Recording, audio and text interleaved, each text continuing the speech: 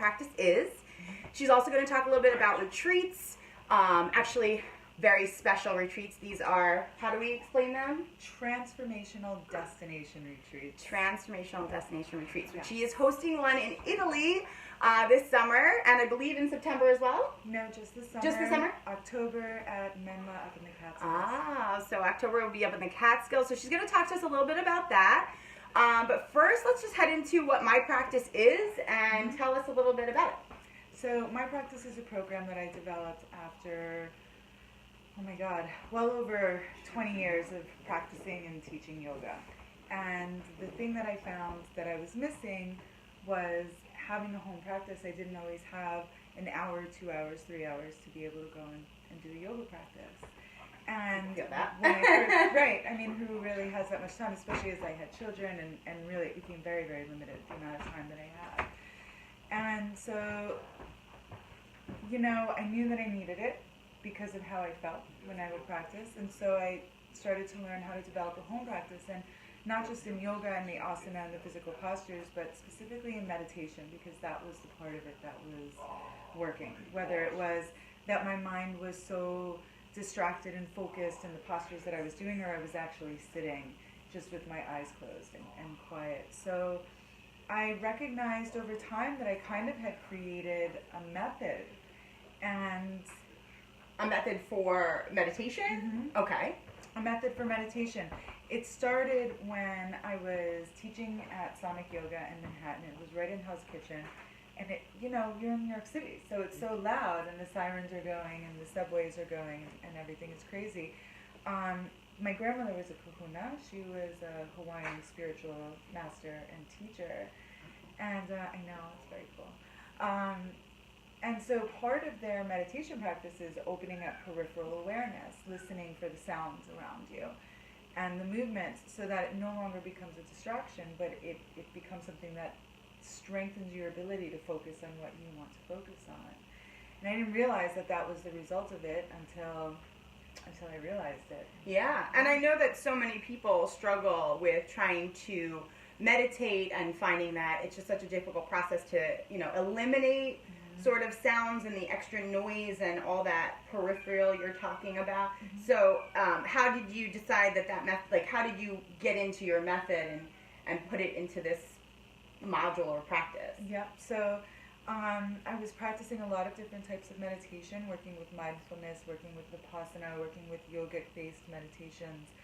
And eventually I just started sitting on my own and finding that I was really, really finding a very deep experience.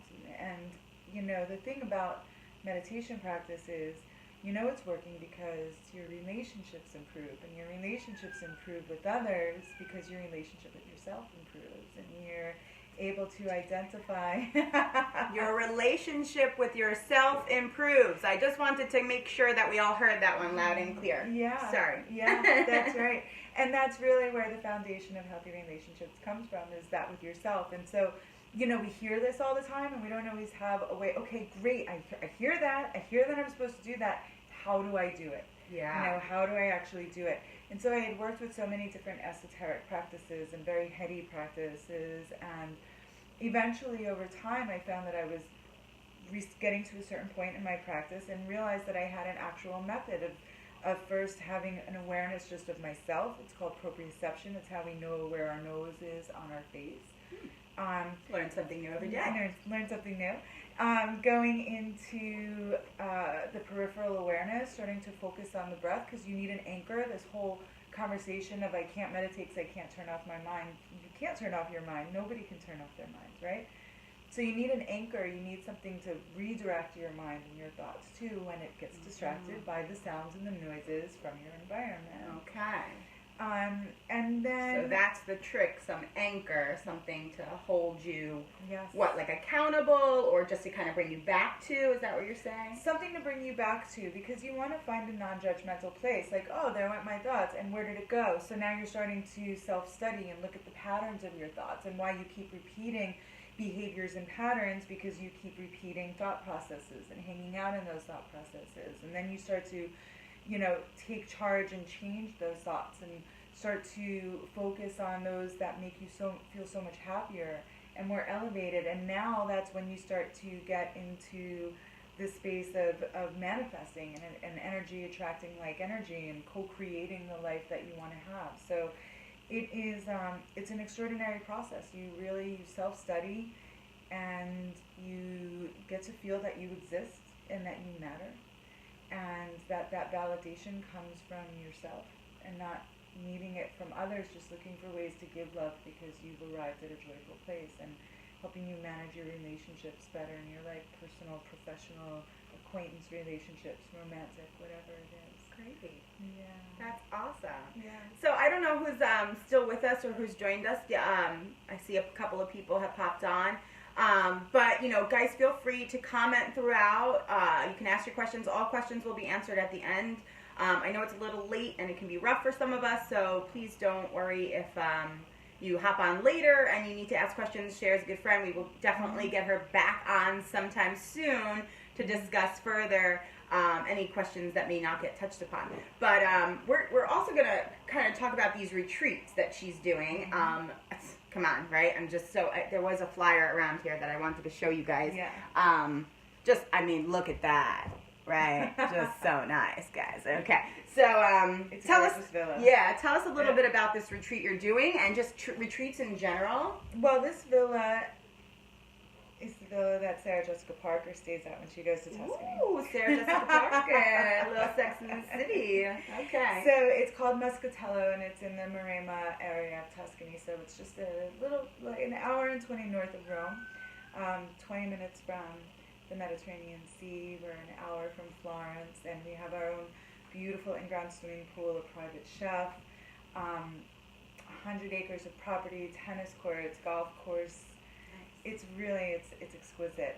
And so when we go on these retreats, the real beauty of them is that you step outside of your life. You completely step outside of your life, and it gives you an opportunity to get perspective, and not perspective so much on the outer elements that are going on in your life, but how you feel and how you've been feeling and where you've been operating from. And when you place yourself in this kind of environment and you open your life up to having these experiences, you really get to feel what life is meant to feel like and how it's supposed to be. And then you linger in it. And you drink wine, and you lay by the pool, and you do meditations, and so now you're starting to rebuild your gray matter and restructure the way that your mind is firing, and give your nervous system a rest, and how it feels to not be at an elevated level of stress perpetually, this elevated level of survival, because really in our lives we have no need to operate in survival mode, and so we get an opportunity to feel that deeply. Really deeply, so that when we come home, we have a different outlook, a different perception and perspective. And sure, some things will revert back to the way they are in the routine and in the cycle, but something changes, and you need that change. It's the law of motion. You have to move in order to move. Right. Of course, absolutely. So, what would be like a day like at one of these retreats? So we'll wake up in the morning and have coffee or tea, and then go and do a yoga practice, maybe something energized, maybe something relaxing and restorative. I mean, it's all relaxing and restorative, right? Right. Do some kind of movement. My beautiful darling friend Laura Locatelli, who's also my astrological life coach, she's coming to do somatic movement with us, which means that we're going to be shaking out of our bodies the old memories and the old patterns and ways of being. That's really cool. Yeah, so we'll have a practice, we'll have breakfast, some free time to take a shower, we'll go back and we'll sit for a 3-hour meditation conversation in course, and some journaling and some self-study and some different exercises and activities, and really take a good look at what's going on with ourselves in a luxurious environment, so that we can just arrive at doing such without judgment and with compassion, and let ourselves kind of just linger around in who we really are, in our essence, and get a grip and get a hold. So after we have our meditation course, it'll be time for aperitivo and lunch, wine. Wine. It's included. You guys know that's in what the retreat. Before I go ahead, keep going. I'm going to tag people while you're chatting so that we Okay. can get more people coming on. Hi. Yeah. So, so we'll finish in time for lunch and wine, and then you have the day if you want to go and go swimming in the Mediterranean, if you want to go horseback riding, if you want to go on a wine tour, if you would like to take a road trip to Florence or to Rome. Montepulciano is just on the other side of the hill. Another great place for wine. Yes. And some of us are just going to be hanging out and lingering by the pool and just being in Tuscany. So you don't have to necessarily like adhere to all, like it's not like a No. full day of No. work, yoga, you know. No, we're in Italy. Okay, yeah. Well, it's funny because my perception, I guess, of retreats were sort of that they were, that they were going to be a lot of like silence or a lot of like kind of, sinking into yourself. And, for me, I'm, you know me very well, but you know that I'm not like the best yoga person. I am more upbeat and energetic. So yoga is very difficult for me sometimes. So, some of these retreats where I see like yoga meditation, I'm always a little nervous to jump into something that might be like above my head or over, an oversight from me. And I know a lot of girls probably feel the same way. I run a fit group, and a lot of girls have never tried yoga before or have never meditated before. Yeah. So. No. I mean, the Catskills retreat in October is more like that because it's Friday to Sunday. So we go in depth and we, I have programs called Radical Forgiveness and Empathic Communication, and we start getting into intensives in that. But when we're in Italy, we're in Italy. We're in Tuscany. And so, yes, we have to find a balance. We're there to do something specific, something for ourselves, something with the intention of I'm doing something for myself. I'm doing something for myself. And this is what I need to do so that I can show up for the rest of my life. Yeah. So I can show up for my relationships. And, it's like we get into relationships and it becomes I have to do everything with this person. I can't be myself. I lose independence. I have to go on every single vacation with this person. I have to live life with this person. I have to raise children and have a home. And that's great and it's wonderful and it's beautiful, but it doesn't mean that we sacrifice ourselves. And that's ultimately what happens is we wind up sacrificing ourselves for our relationships, for our careers, for our children, for our families, for so many other things when you have to put yourself first because otherwise you just don't have the energy to show up for it. So you go on these retreats, you go on these getaways, you get a good recharge, you reground, you get clear on who you are and what you need, and then you can stand in that and unapologetically and without demand. It just is. Yeah.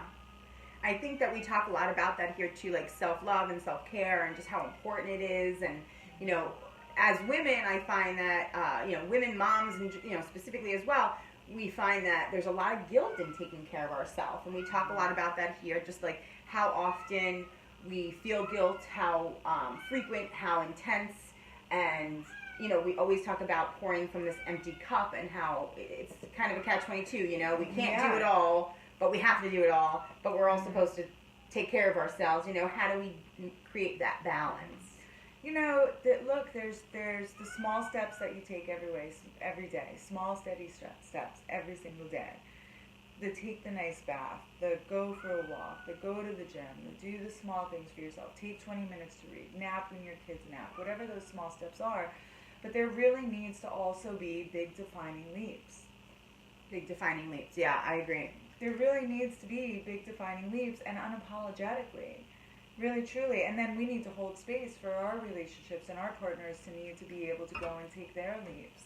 There's this thing that like I need to grip and hold on to and control you and everything that has to do with it, and that's how you're showing me love. But it's not. It's so inhibiting and it's so debilitating, and the true expression of love is freedom.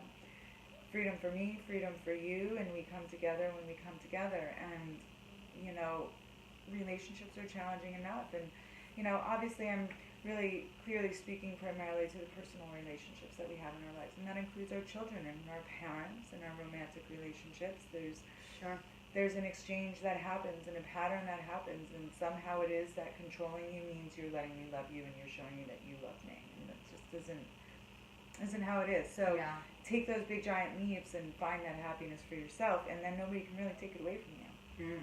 Now, you talk about my practice and stuff, how does my practice sort of fit into that? Like, does that work in helping you stay accountable for that? Well, I was just going to say that. So where my practice comes into play is it's hard to create. So it's 21 days to break a pattern, or 21 days to break a pattern, and 90 days to create a new one, right? So I work in 3-month commitments with people because don't waste my time. I won't waste your time. If we're going to do this, let's do this. Okay. And I'm your partner and holding you accountable. Right? It's like when you're going to do a diet or a cleanse or start Weight Watchers or whatever it is, it's nice to have that partner to hold you accountable. Yeah, and we've seen that in my fit groups, that having that accountability partner can be really helpful in being successful, because, when you have support and you have someone there kind of cheering you on and holding you, like you said, accountable, it can be helpful. Yeah, so that's what we do. So we figure out how to make it work within your life, whether it's giving you permission to sit whenever it works for you during the day, not necessarily defining a time, but saying, yes, I'll take 5 minutes each day.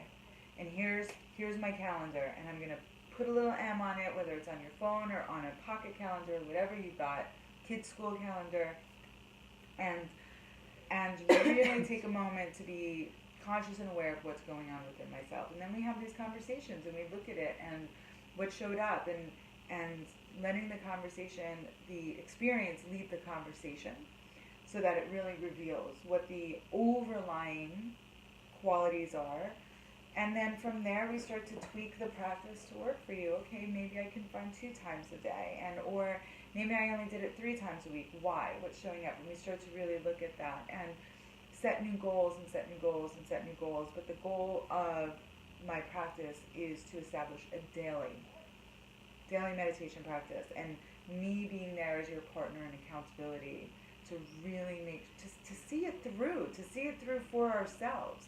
You're not serving me, you're not serving the program, like, it's really to see it through for yourself. And this is so important to me because I've done it. Right. And it works, and I'm the happiest I've ever been. And I bought a home, I have 3 beautiful children, I have a wonderful career. I went from a marriage that wasn't working and not working, and it was what it was that I created and walked into, to making a commitment and make a choice. And I have my teachers, Yeah. and so it's a necessary commitment that we need to make for ourselves. It really truly is. Yeah, I agree. So whatever works for you. So whether it's speaking to a therapist or doing a program like this, you have to find what works for you, and that's what I help people establish, is what's working for you overall in your life and what's not working for you, and how to make space. And one of my favorite metaphors is like, you won't leave your house without brushing your teeth, but we'll leave our house without putting our heads on straight. Exercise our muscles. Strength comes from strength of mind, flexibility comes from flexibility of mind. The body will follow. That's so interesting to hear. So that was so great. Thank you so much, Cher, for coming on. So if you guys want to follow Cher, what is your Instagram handle so we can give it out? Cher, like Sunny Ann, CHER _ Meli, MELI, and the same on Facebook, I think. But I'm on Instagram lots and lots.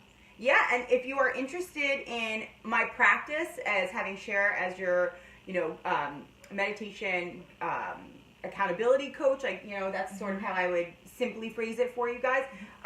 You can contact her there, you can contact me, and I can contact her for you. If you're interested in the retreat for Italy, or in the retreat for out in the Catskills over the fall, if you want more information, pricing, things like that, you can contact myself or Cher to get more information. And thank you again so much for coming on. This is so much fun, and I'm so excited. So if you guys have any questions, I know we don't have a lot of viewers right this second, so I won't ask, but if you guys have any questions or want to know more information, please comment below and share, or I will get back to you. Thank you guys so much. Have a great night. Bye.